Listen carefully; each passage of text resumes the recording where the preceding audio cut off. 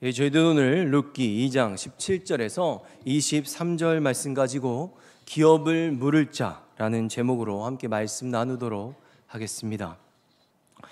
여러분, 저희들은 지난 시간 자신의 땅 그리고 자기의 그 육신의 가족들을 뒤로 한 채 사랑하는 어머니와 그 어머니의 하나님을 바라보며 그 미지의 땅인 이스라엘 그리고 이 베들레헴 땅으로 이민을 온 룻의 첫 번째 외출에 대해서 함께 살펴보았습니다.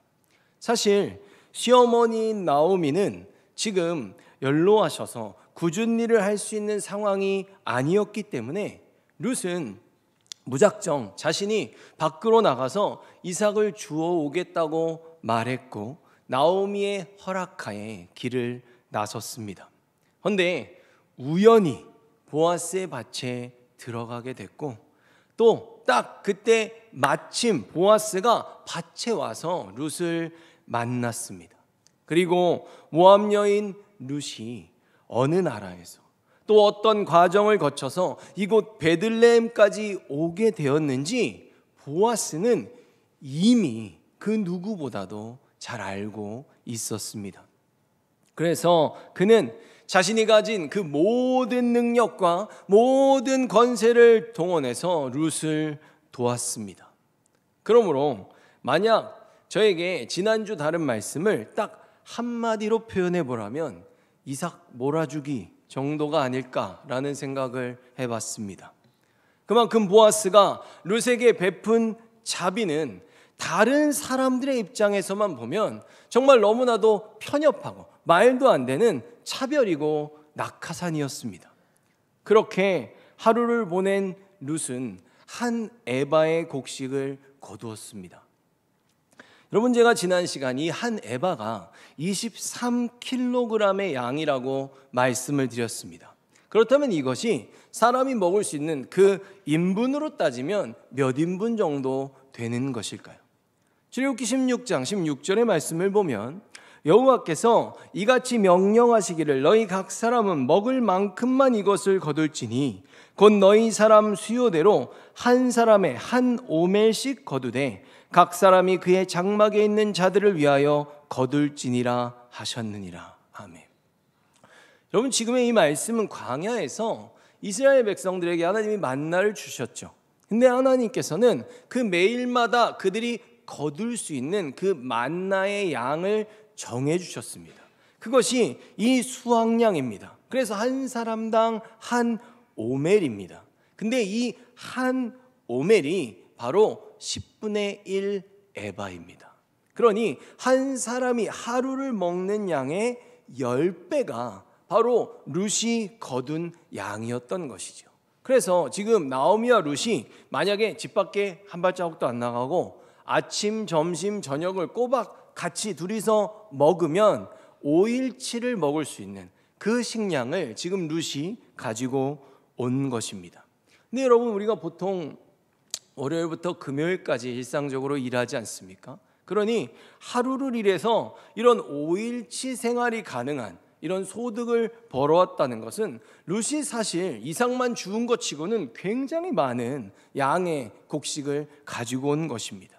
그리고 룻은 오늘 본문을 보면 이뿐만이 아니라 18절에 그가 배불리 먹고 남긴 것을 내어 시어머니에게 드리매라고 되어 있습니다.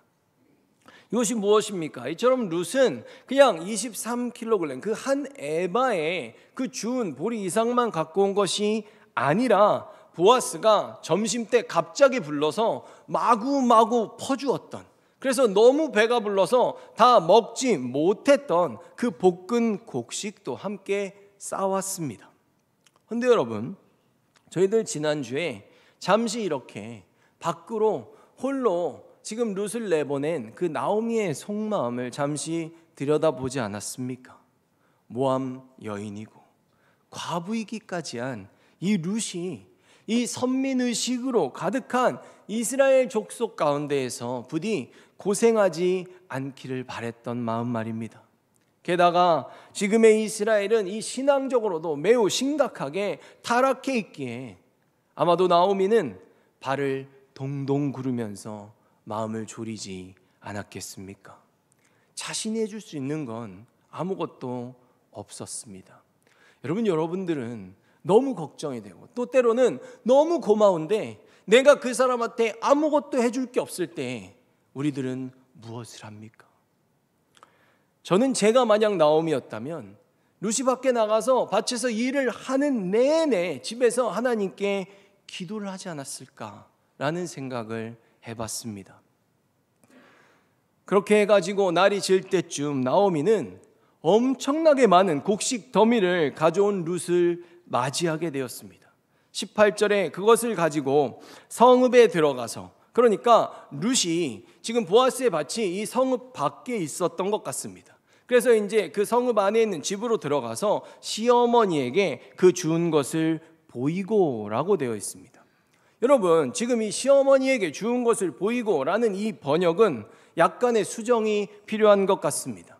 왜냐하면 지금의 성경은 이 행동을 한 것이 룻인 것처럼 말하고 있기 때문입니다. 하지만 본래 원문을 보면 나오미가 주어입니다. 그래서 올바른 번역은 나오미가 룻이 주어온 것을 보았다입니다. 그것을 바라보았다는 것이에요. 무엇입니까? 너무도 반가운 룻, 행여나 잘못됐을까 걱정하던 그 룻이 드디어 집에 왔습니다. 사실 나오미는 룻이 얼마나 주워왔는가 보다는 룻의 안전이 더 염려되었을 것입니다. 그런데 룻이 어머니 저 왔어요 하면서 들어오니까 그 목소리 듣고 반가워서 한 걸음에 달려가서 아니 얼마나 힘들었어 괜찮아 라고 하려고 했는데 룻이 끙 차이르더니 그걸 탁 내려놓는 순간 이 며느리가 정말 말도 안 되는 양의 곡식을 가져온 것 아니겠습니까? 그래서 이 나오미가 룻에게는 아무 말도 하지 않고 멀뚱히 그 룻의 손에 들려있다 놓여진 그 곡식을 바라보고 있는 것입니다. 그러면서 이때부터 나오미가 급 흥분하기 시작합니다. 나쁜 의미로가 아니라 좋은 의미로입니다. 제가 왜 흥분한다고 표현하냐면 지금 이 다음 문장에서부터 나오는 성경의 모든 문장에 나오미가 말할 때 계속해서 감탄사가 들어가고 있기 때문입니다. 도대체 오늘 무슨 일이 있었는지, 어떻게 이런 터무니없는 양의 곡식을 룻이 주워올 수 있었는지 지금 나오미가 너무나 궁금해지기 시작하는 것입니다. 그래서 19절에 나오미가 물었습니다. 오늘 어디서 이 이삭을 주었느냐? 어디서 일했느냐? 너를 이렇게 생각해 준 사람에게 복이 있기를 빈다. 여러분, 지금 나오미가 룻에게 물은 질문은 똑같은 질문을 2번 한 겁니다. 무엇입니까? 말씀드렸듯이 지금 나오미는 룻이 들고 온 그 곡식을 보고 매우 흥분했습니다.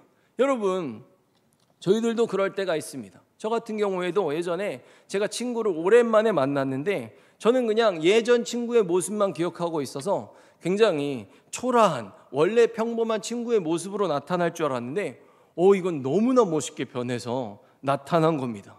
그래서 제가 막 흥분해서 야, 너 진짜 멋있다. 어쩌다 너 이렇게 됐냐? 왜 그러냐? 너 뭐 했냐? 이 옷은 왜 이렇게 멋있어? 신발은 또 어디서 났어? 이런 것처럼 제가 지금 그 사람은 아직 숨도 못 돌렸는데 속사포처럼 궁금한 것들을 지금 마구마구 물어보는 상황입니다. 그래서 룻은 정말 아직 대답도 안 했는데 나오미 보십시오. 일단 그 사람부터 축복하고 봅니다. 누군지 모르겠지만 그 사람 진짜 복 많이 받을 거야 이러면서 말을 이어가고 있지 않습니까? 그런데 여러분, 이런 나오미의 반응에 응대하는 룻은 더욱 재밌습니다.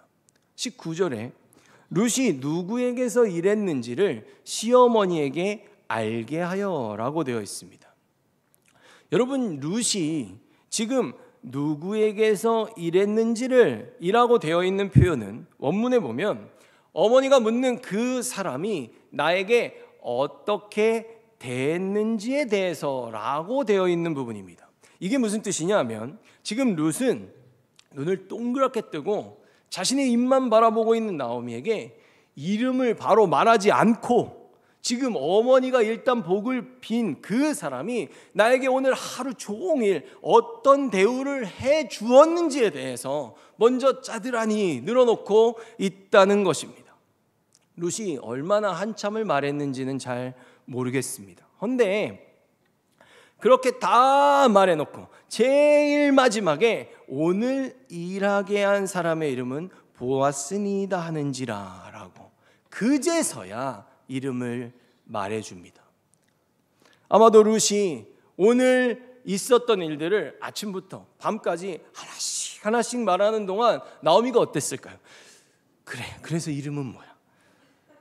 그래서 이름은 뭐야? 이러면서 아마 나오미는 숨이 몇 번은 넘어가지 않았겠습니까? 지금의 룻의 이 대답을 기록한 원문을 보면 원문도 그렇습니다. 성경은 지금의 이 19절에 총 12개의 단어를 사용하고 있습니다.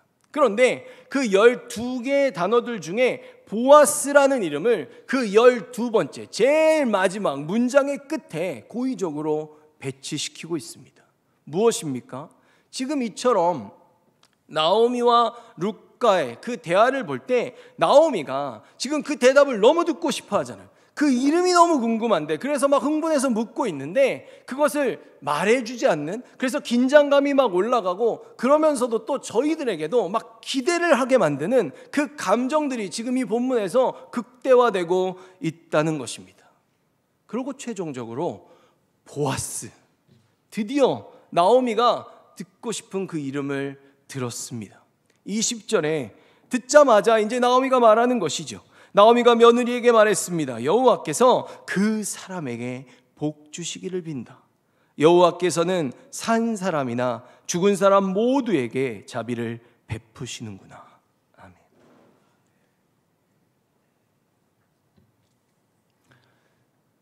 그렇게 보아스라는 이름을 듣자마자 나오미는 또 한 번의 복을 빌게 됩니다. 그런데 이번에는 여호와 하나님의 이름을 부르면서 축복합니다. 여러분, 이 대목은 지금 나오미의 심령 안에서 그 마음에 스스로 계신 분인 여호와 하나님에 대한 그 아픔들이 회복되어 가고 있음을 보여주는 대목입니다. 말씀드렸듯이 여호와라는 하나님의 이름은 하나님과 그 백성들의 언약의 관계를 나타낼 때 사용하는 하나님의 이름입니다.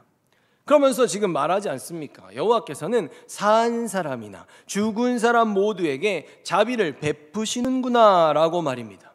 여러분, 이런 나오미의 말은 여호와께서 지금 이미 죽은 사람들을 축복하신다는 말이 아닙니다. 그런 의미가 아니라 지금 나오미와 룻은 어찌 보면 보아스와는 전혀 상관없는 그런 인생을 살아온 사람들입니다.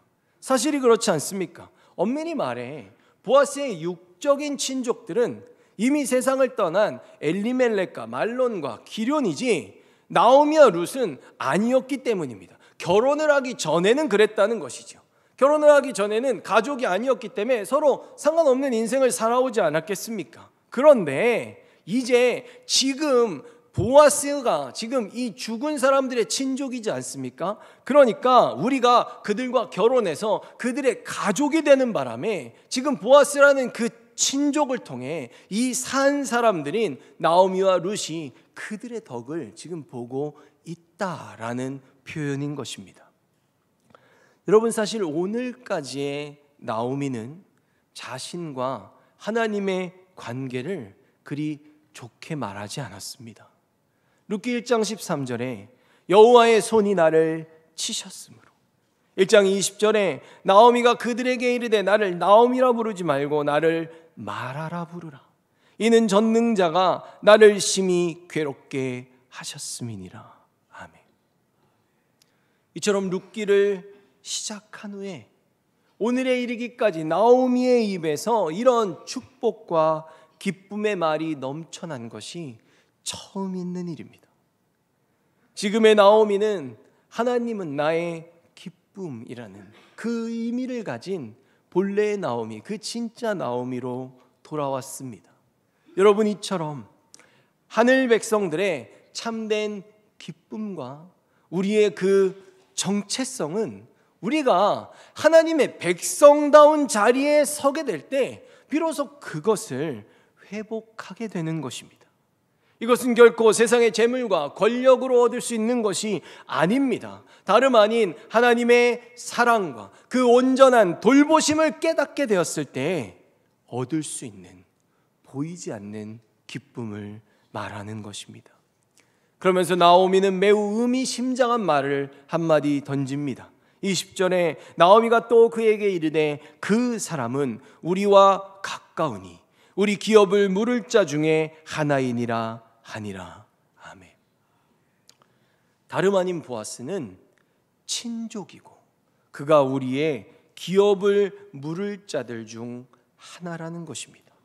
여러분, 기업을 물을 자, 지금까지 저희들이 살펴왔던 그 계대 결혼을 해줄 수 있는 사람을 말하는 것이죠. 그런데 기업을 물은다는 것은 본래 1차적으로는 땅을 되찾아 준다는 뜻입니다.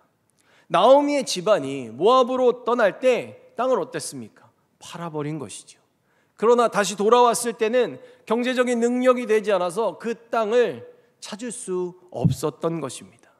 여러분, 이스라엘 사람들이 살다가 살고 버티고 버티다가 도저히 안 될 것 같으면 그 분배받은 자기의 땅을 팔아서 그 재정적인 부족을 메꿨습니다.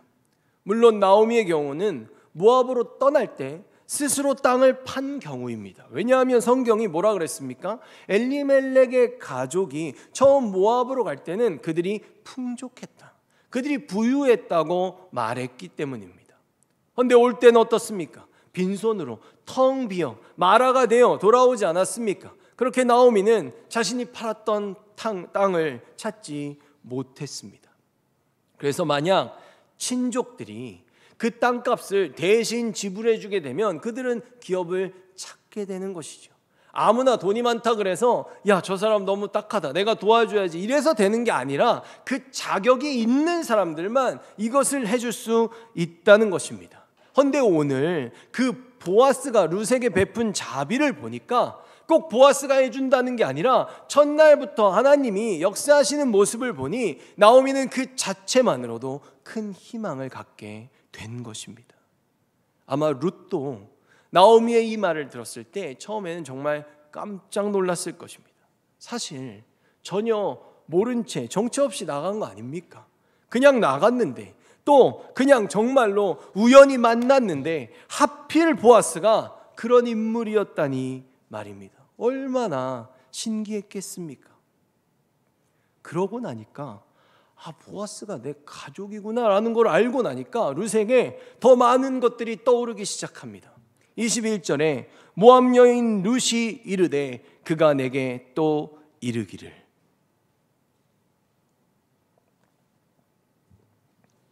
여러분, 성경이 참으로 재밌습니다. 어찌 보면 좀 얄궂은 것 같습니다. 왜냐하면 방금 전까지 나오미가 그토록 고대하던 복 있는 사람 보아스, 이름을 듣자마자 그 사람 우리 기업 물을 수 있는 사람인데 라고 말을 했죠. 그러면 이 대목을 함께 읽어나가는 독자들이 저희들 어떤 생각을 합니까? 만약에 저희가 이 뒤에 내용을 모른다고 한번 생각해 보십시오. 그럼 저희들이 그러지 않겠습니까? 이거 좀, 그럼 혹시 보아스가 계대 결혼을, 이렇게 생각할 수 있다는 거예요. 근데 그런 희망을 갖게 만든 다음에 성경은 그렇게 꿀이 뚝뚝 떨어지는 그런 행복한 상상을 우리가 하게 만든 후에 바로 룻을 부르는데 그냥 룻이라고 부르지 않고 굳이 모압 여인 룻이라고 부르고 있습니다. 무엇입니까? 우리가 예를 들어 어젯밤에 제가 신데렐라처럼 파티에 가서 왕자님 만나고 좋은 시간 막 한껏 보내고 왔어요. 그런 다음에 밤에 와가지고 자고 아침에 일어나서 딱 보니까 공주 같은 모습은 온데간데없고 굉장히 초라한 모습에 누가 발로 툭툭 차면서 야 빨리 일어나서 청소해, 이런 것처럼 이런 장면을 지금 모압 여인이라는 말을 넣어서 지금 우리들에게 이 효과를 불러일으키고 있다는 것입니다. 무슨 뜻입니까? 지금 룻과 보아스의 사이, 그곳에서 하나님이 역사하시지 않으면, 정말 만군의 여호와이신 하나님의 섭리가 아니라면 하늘과 땅 차이를 갖고 있는 룻과 보아스는 이런 식으로 만나거나 행여나 홍인을 할 수 없다는 것을 지금 우리들에게 다시 한번 인지시키고 있습니다. 지금 룻은 신이 났어요. 룻도 그 얘기를 듣고 막 이제 흥분하기 시작합니다. 룻도 막 이제 감탄사를 막 넣기 시작해요. 나오미에게 그래서 더 많이 떠오른 그 말들을 하게 됩니다. 21절과 22절의 말씀을 보면 모압 여인 룻이 이르되 그가 내게 또 이르기를 내 추수를 다 마치기까지 너는 내 소년들에게 가까이 있으라 하더이다 하니 나오미가 며느리 룻에게 이르되 내 딸아 너는 그의 소녀들과 함께 나가고 다른 밭에서 사람을 만나지 아니하는 것이 좋으니라 하는지라. 아멘.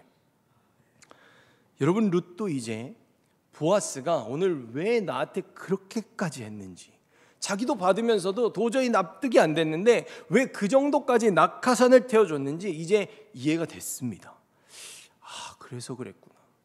그 사람 우리 친척이에요, 가족이었구나 라는 것이 지금 룻의 머릿속에 들어왔습니다. 그러면서 그래서 그랬구나. 어머니, 그래서 보아스가 저한테 너는 내 소년들에게 가까이 있어라 라고까지 말했어요. 무슨 뜻입니까? 너는 내 소년들에게 가까이 있어라, 내 소년들을 붙쫓아라입니다.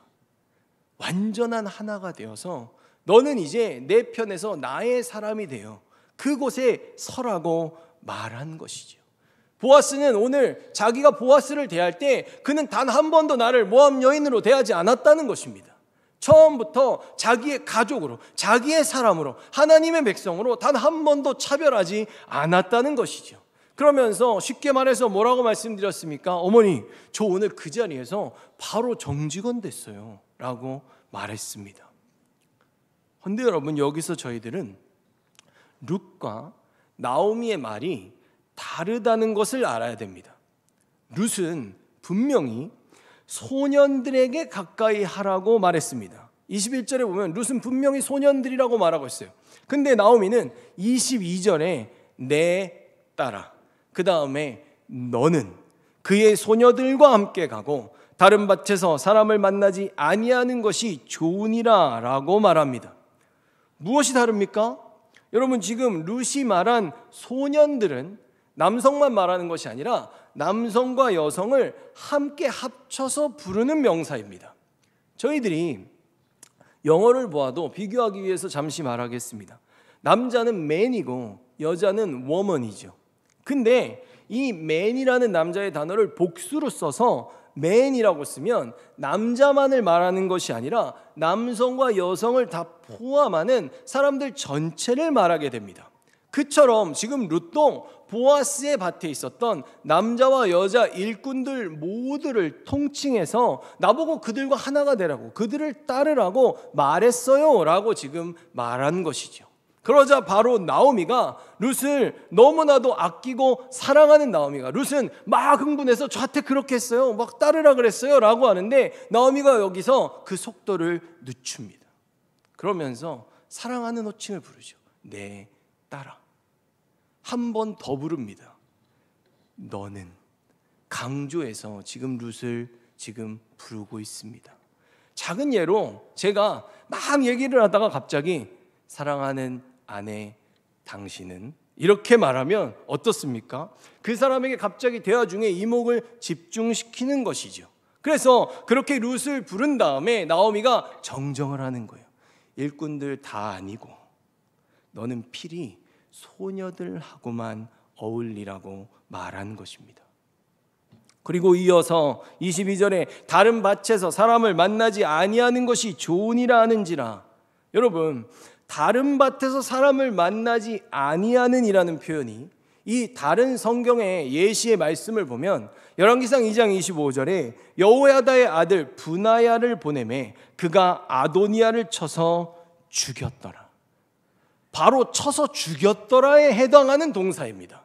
무엇입니까? 이것은 네가 다른 밭에 가서 사람을 만나면 그들이 너에게, 특히 남성들이 해코지를 할 수 있으니까 거기는 절대로 가면 안 된다고. 그리고 보아스의 밭 안에서도 일할 때 네가 말한 것처럼 모든 일꾼들 아니고 소녀들만 따라다니라고 지금 나오미가 당부한 것입니다. 사실 이 말을 언제 해줬어야 됐을까요? 나오미가 사실 이 말은 아침에 해줬으면 제일 좋았습니다. 근데 여러분, 아무것도 안 했는데, 일어나지도 않았는데 겁부터 줄 필요 없지 않습니까? 그래서 나오미는 차마 말할 수 없었던 지금 이 땅의 참혹한 현실을 지금은 괜찮아졌잖아요. 하나님의 은혜 다 받아서 다른 위험 요소들이 없으니까 지금 이 천진난만하고 순진한 룻이 괜히 신나서 막 휘젓고 다니다가 잘못될까 봐 그 선을 지금 분명히 그어주고 있는 것입니다. 예를 들어 제 친구가 저희 동네에 처음 이사 왔어요. 얘기 안 해줘도 돼. 근데 그 친구가 저희 집에 놀러 온다고 여기 길을 따라서 야 놀자 이러고서 이렇게 타타타닥 뛰어왔어요. 그래서 제가 그래 놀자 그러면서 친구한테 말하기를 야 너 지금 저길 막 뛰어왔잖아. 저 옆에 연못이 있잖아. 연못이 있지 멋있네. 근데 저 연못 안에 악어들이 득실거린다. 그러니까 혹시나 이렇게 오는 건 괜찮은데 거기에 들어가면 안 돼 라고 제가 말할 수 있다는 것입니다. 룻기 2장 23절을 보면 이에 룻이 보아스의 소녀들에게 가까이 있어서 보리추수와 밀추수를 마치기까지 이삭을 주우며 그의 시어머니와 함께 거주하니라. 아멘.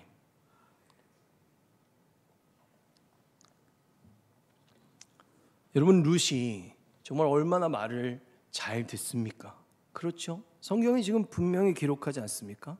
룻은 그 다음부터는 보아스의 소녀들에게만 가까이 하면서 거기서 일을 하고 지냈다는 것입니다. 추수를 마칠 때까지 그랬다는 것이에요. 그리고 이 마지막 문장도 보면 저희들에게 복선을 주고 있죠. 그때까지 그의 시어머니와 함께 거주하니라. 여러분 지금 룻이 그럼 나오미랑 살지 누구랑 삽니까? 우리 다 알고 있지 않습니까? 근데 그걸 굳이 여기서 못하러 말해줍니까?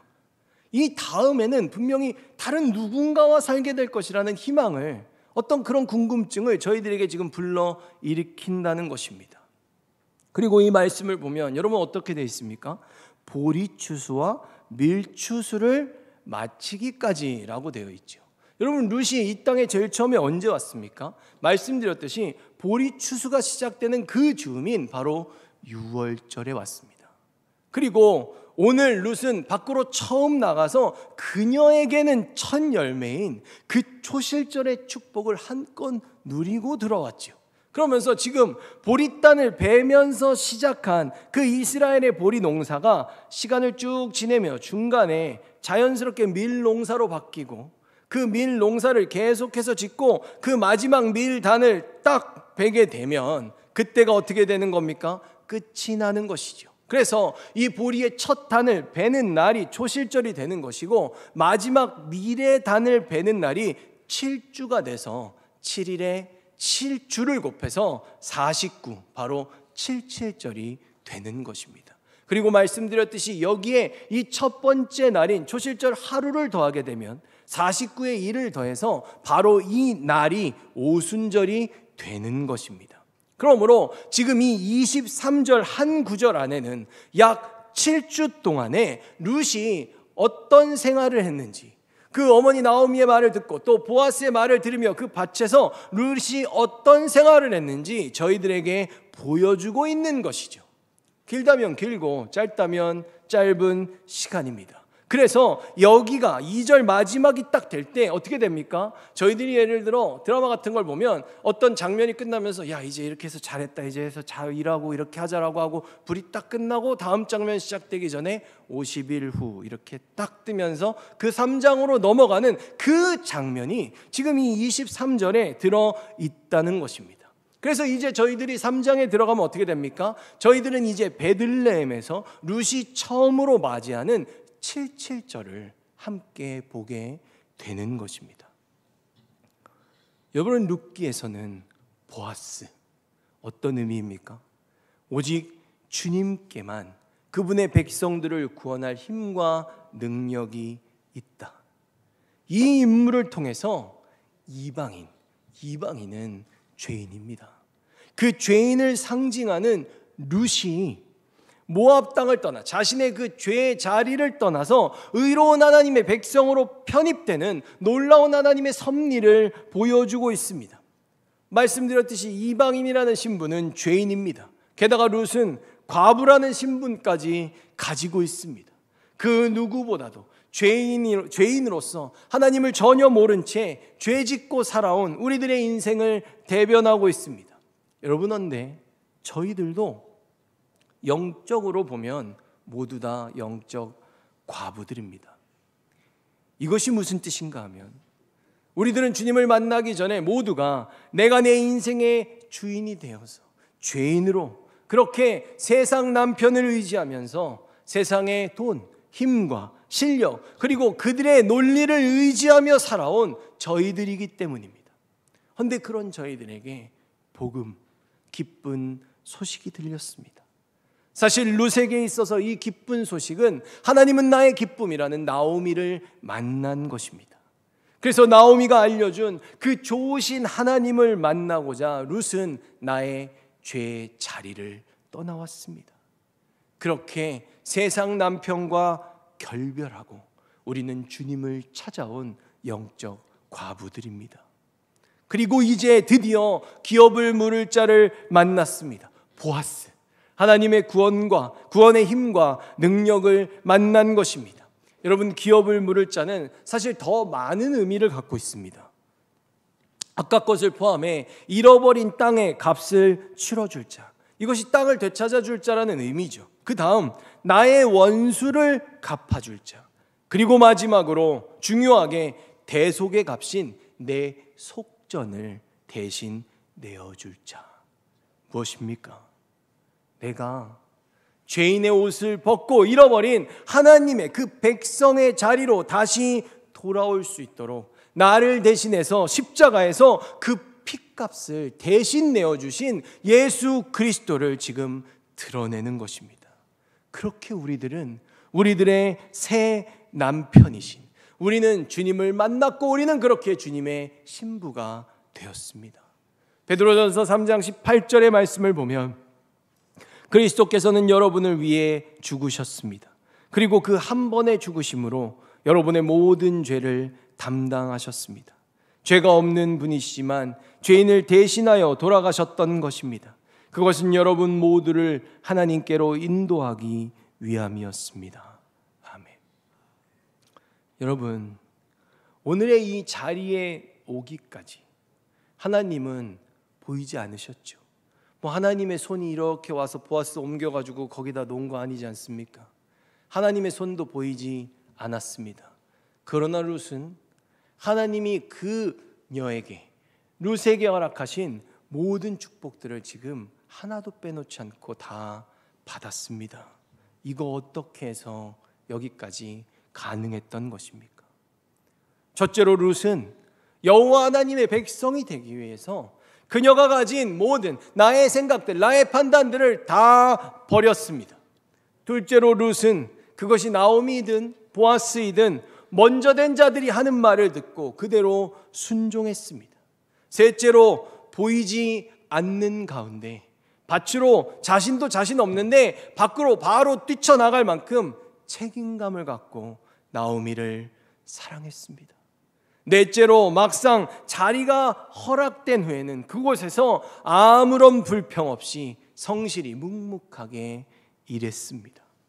그리고 마지막으로 룻은 그 어떤 것도 계산하지 않았습니다. 그러면 나오미는 어떻게 했습니까? 나오미는 룻의 말을 들을 때 그 말 끝마다 맞장구를 치면서 하나님께 감사했습니다. 감사라기보단 저희가 볼 땐 사실은 축복을 빌었죠. 말이 끝날 때마다 계속 보아스에게 축복을 빌었지 않습니까? 그런데 이 축복이, 감사라는 것은, 우리가 축복을 빈다는 것은 엄밀히 말해 최고의 감사를 표현하는 또 다른 방식이기 때문입니다. 우리가 정말 감사하면 그 사람 막 칭찬하지 않습니까?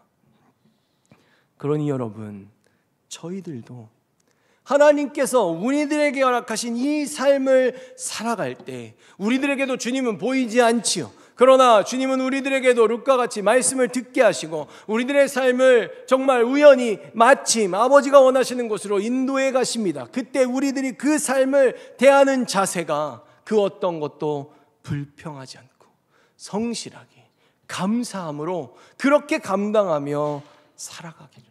그래서 저희들도 오늘 룻과 같이, 나오미와 같이 놀라운 기쁨과 행복을 누릴 수 있도록. 그리고 룻의 이름이 또 하나 있습니다. 룻은 제가 지난 시간 마지막에 이웃이고 친구라고 하지 않았습니까? 룻의 이름의 또 다른 의미는 바로 새롭게 회복되다입니다.